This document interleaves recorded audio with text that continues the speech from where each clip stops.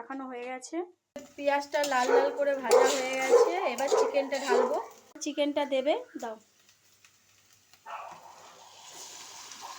এই যে চিকেনটা ঢেলে দিল, নাড়বে। চিকেন তোমার মশলা ধোয়ার জলটা দেবে, কেননা চিকেনটা দেওয়া হয়ে গেছে, মশলা রয়ে গেছে। মশলা দিয়ে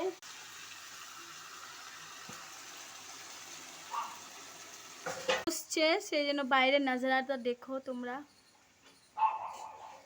আমাদের গাছে পেয়ারা হয়েছে, অনেক পেয়ারা হয়েছে।